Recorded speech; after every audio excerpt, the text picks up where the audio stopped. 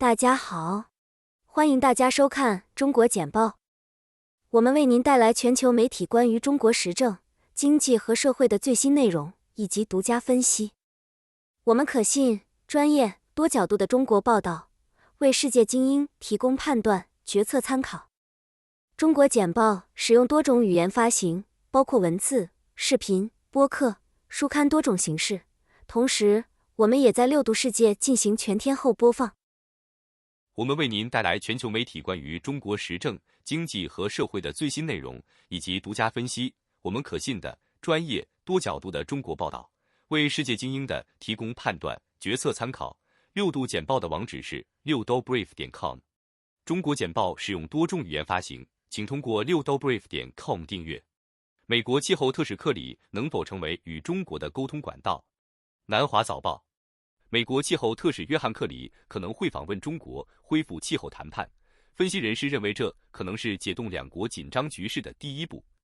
克里最近被中国总统谢任努阿邀请在短期内访问中国参加会谈。该会谈去年在美国政治家南希·佩洛西访问自治台湾后暂停。然而，拟议的讨论可能会因最近击落一艘涉嫌中国间谍船而受到破坏。一场打击中国间谍的斗争吓坏了当地人和外国人。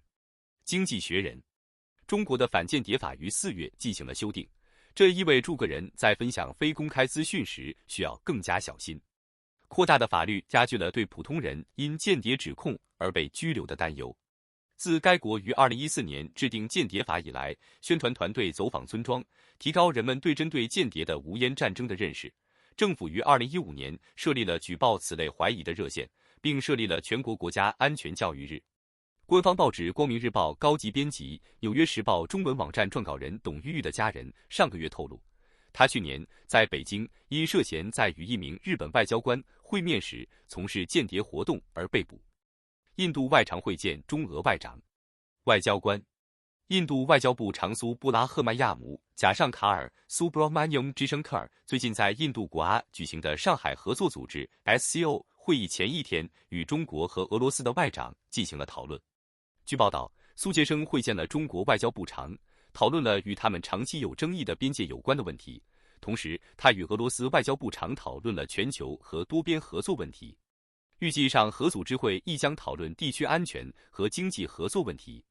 值得注意的是，巴基斯坦外交部长正在印度参加会议，这是巴基斯坦官员近10年来首次访问印度。观察人士认为，这标志着两国关系的改善。中国的数据安全法令西方企业高管感到不安。经济学人，中国最近的数据法律，例如2021年个人信息保护法，对在中国的外国企业具有重大影响。许多全球性公司的运营可能违反了严格的规则，这些规则限制了可用于识别个人身份的任何资讯的跨境传输。贝恩公司 Bain 与 Company 等企业遭到突击搜查，而出售中国经济资讯的公司正被迫削减其海外业务。随着中国继续收紧数据法律，从投资银行和律师事务所到新闻机构，越来越多的企业可能会陷入困境。美国顶级间谍警告称，中国将寻求利用债务违约。彭博社，美国国家情报总监艾薇儿·海恩斯 （Avril Haines） 警告说，如果美国债务违约，几乎可以肯定，中国和俄罗斯将通过信息行动利用这种情况进行宣传。海恩斯表示，违约将对美元、美国领导层和美国机构造成全球不确定性。评论人士认为，随着美国面临提高债务上限的政治斗争，违约将成为一种政治武器。中国外长前往巴基斯坦、阿富汗议程被提上重要位置。南华早报，中国外交部长秦刚定于9月24日访问巴基斯坦，与政府官员就稳定阿富汗局势的努力举行一系列会晤。秦将与塔利班临时外交部长阿米尔汗·穆塔奇 （Amirkhan Muttaqi） 会面，作为他为期2天的中途停留的一部分，以及来访的总理谢赫巴兹·谢里夫和外交部长比拉瓦尔·布托·扎尔达里。穆塔奇是联合国安理会制裁下履行禁令的物件，他获得了前往巴基斯坦的豁免。据中国官员称，此行旨在建立铁定的友谊和全天候战略伙伴关系。中国新壮志凌云使与美国的战争正常化。经济学人写道，一部关于中国空军的新电影表明，当今解放军的任务是打击和杀害美国人。天生飞翔在5·1假期期间，在国内票房中名列前茅，描绘了试飞员冒着生命危险和失去来完善一架新的隐形战斗机。这部电影是同类电影中最引人注目的一部，旨在使当今解放军的使命是战斗和杀害美国人的观念正常化。这部电影将美国在南中国海等有争议领土的任务扭曲为战争行为。中国将从月球背面发射世界上第一个样本返回任务。英国独立报，中国的嫦娥6号任务将于2024年5月发射，这将是第一个从月球黑暗面收集样本的任务。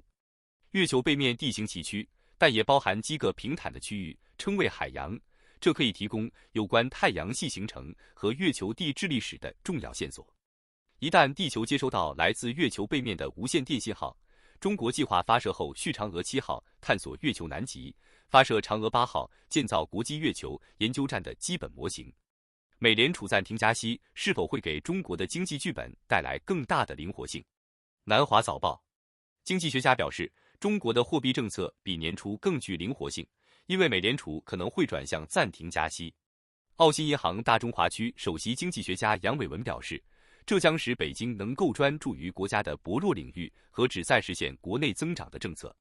尽管北京确实需要决定其国内经济政策应该转向哪个方向，但中国在宽松政策方面面临的障碍将减少，例如削减银行为存款预留的现金数量。通过中国简报了解全球与中国相关的最新消息、分析和政策简报。6度团队汇总、综合和总结来自各种来源的最重要信息，包括媒体、智库、政府机构和行业专家。我们的使命是为您提供易于访问且非常有价值的信息，这些信息是根据您的特定兴趣领域量身定制的。我们了解与中国相关最新发展的重要性，并旨在让我们的读者能够理解这些信息。请通过6dobrief.com 订阅中国简报，您在世界任何地方都可以通过电邮收到中国简报。